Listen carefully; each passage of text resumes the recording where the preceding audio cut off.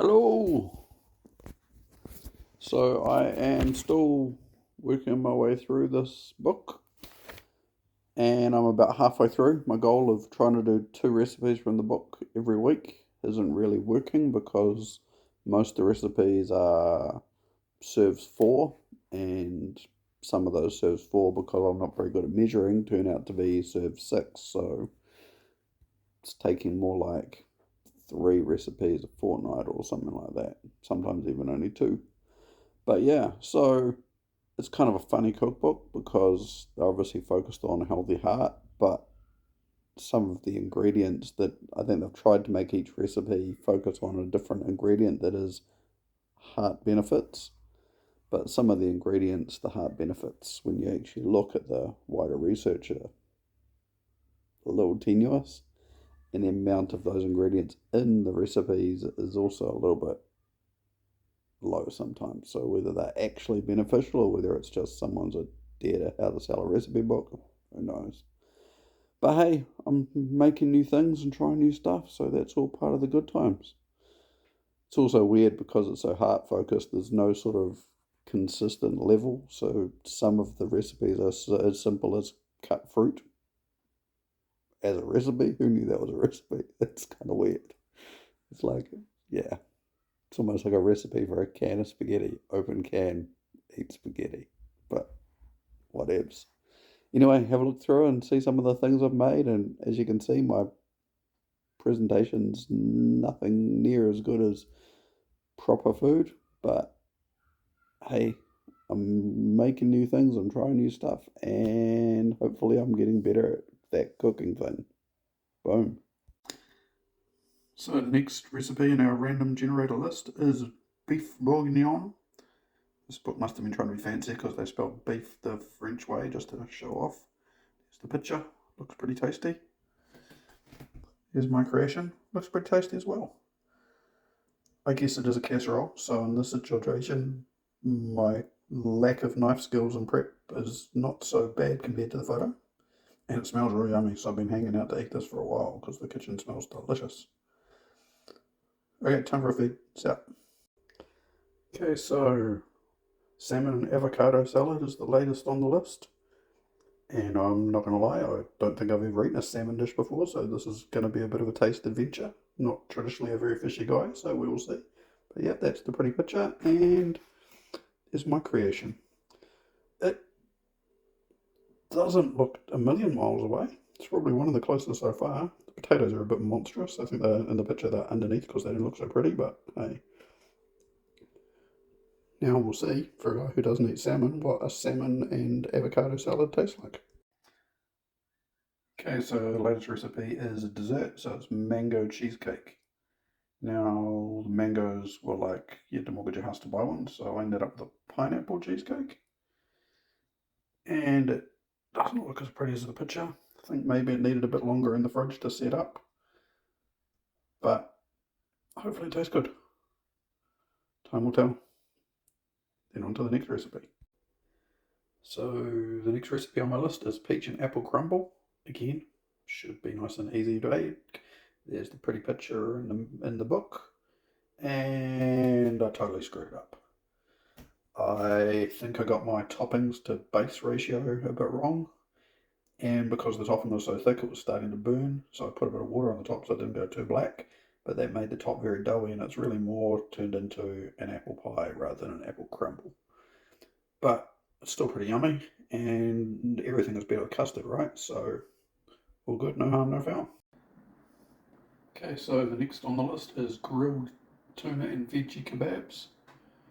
And apparently that's good because it's got veggies. And there's the pretty picture. That looks pretty yummy, even for a guy that's not a huge fan of fish. And here's my creation.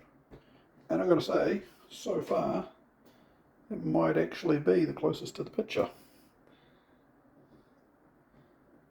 Given the tiny little bit of actual cooking involved, it shouldn't be too surprising, but hey, looks pretty tasty, can't wait to eat it. Okay, so today's is Rise and Shine Juice, which is a fancy name for tomatoes and carrots in a blender. which is way more faff than it sounds because getting the pulp and the seeds all out of it so it's actually a liquid is quite a pain in the butt. But look, it looks pretty in the picture. And there's my creation. Now mine's got way more bubbles because I just finished making it, but I guess it has to look like the picture because it's carrot and tomato juice. What else could it look like? I have no idea if it's going to taste good, but we'll see in a second. Laters. Okay, so today's recipe is teriyaki salmon with Chinese noodles. I don't know what makes them specifically Chinese, but hey, there seems to be a bit of this racial stereotyping in these recipes. There's apparently Chinese leaves, and yeah. So the picture looks all very pretty. And in typical me style, I don't have it looking like that. I should have probably cut it into individual pieces before cooking it so that the marinade penetrated the sides. But it still looks pretty tasty and it smells good, so that's something. Now let's see how it tastes.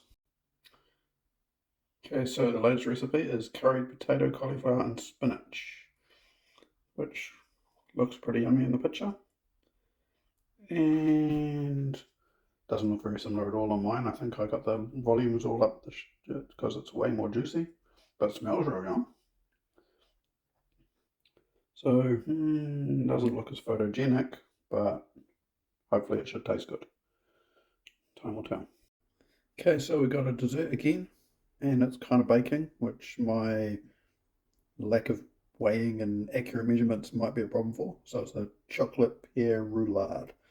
Looks pretty, looks kind of easy. So you can read the instructions. Oh yeah, just make a thing, roll it up, put the filling in. And we made that. So yeah, apparently weighing things is important. I'm sure it'll taste good because it's got lots of yummy things in it, but it looks a bit like the one in the picture that got backed over by a truck. So I think we'll call that a fail, but hopefully a tasty fail. Now to try it. Okay, so the next one on the list is Moroccan style turkey with apricots.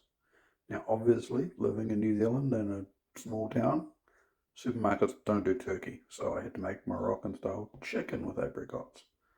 And there's the picture, looks very pretty and delicious. And there's my creation. It doesn't look as brightly coloured. I don't know how they do this in this food photography thing, but it still looks pretty close, I reckon. It's one of my better creations. And it smells really yummy. The whole house has smelled delicious while it's been cooking. So, now to taste it. Okay, so today's recipe is grilled cinnamon oranges, and it's as complicated as it sounds. It was oranges with sugar and cinnamon on the top. I guess it's kind of like the toffee apple of the orange world. And the picture looks pretty tasty, and I overcooked it because just because I'm me. The lack of a sense of smell and the not paying attention to the timer means it got a little bit well done, but the whole house smells cinnamony, so I guess that's something. Wonder what's next on the recipe list. Okay, next recipe was cranberry muffins. I've never made a cranberry muffin, or I've never made a muffin in my life, so this is a big thing. So I didn't have cranberries, so mine are boysenberry muffins. But there's the pretty picture, and doesn't it look nice? And there's my creation. Now, I don't know why I can't get them out of the paper trays without ripping them to shreds. Maybe I don't know. But they taste pretty good. Best muffins I've ever made. And yeah, well, because it was baking, I actually weighed like half the thing, so maybe it came out closer to the recipe than when I freestyle. Anyway, yummy treats now. Okay, so we got tomato, courgette, basil, phyllo tartlets. And that's the picture. Now, this is going to be a bit of a fail because A, I don't have any tart cases, and B, I accidentally bought puff instead of phyllo pastry, and I wasn't going to go back to the supermarket for another lot because we're not even going to use 2 lots of pastry. So we ended up with more of a pie than a tartlet, but it's got egg, it's got yummy things in it, so it might not look anything like it, but fingers crossed it will have some of the deliciousness. Now to taste it. Okay, so today's recipe looks like a simple one. It's basically chop up some fruit, put it in a glass. It's called exotic fruit cocktail. Now, mine doesn't look anything like the picture because when I went to the supermarket and asked if they had pomegranate, they looked at me like I was batshit crazy. So I went with what was exotic at my supermarket. So there's the pretty picture in the recipe book, and there's my creation. Doesn't look as exotic, and as we know, my knife work's a bit tragic, but we've got bananas and melon and passion fruit and oranges, and yeah, doesn't look as pretty as the picture, but it still looks pretty tasty. So now for dessert before dinner. Booyah. Okay, today's recipe is onion and red pepper scones. And they look pretty yummy in the picture, and they're scones, so theoretically they should be in my skill set. I should be able to make something that complex. And in my usual style, I don't have a rolling pin and I didn't measure the size of the scones so they don't look pretty like the picture. But got me a bunch of scones. I never get my scones to rise enough. I think maybe I put too much liquid into the mix, so instead of going rising up, they spread out when they're in the oven, but hopefully they still taste good. Time to see. Okay, so tonight's recipe is chicken jambalaya. I tweaked it slightly so that I could use the crock pot because I'm not very good at standing watching these cook. No patience. Easier to put it in a pot and walk away. But there's the pretty picture. And there's my creation. Now, doesn't look like it. Looks like I diced things much finer than the picture.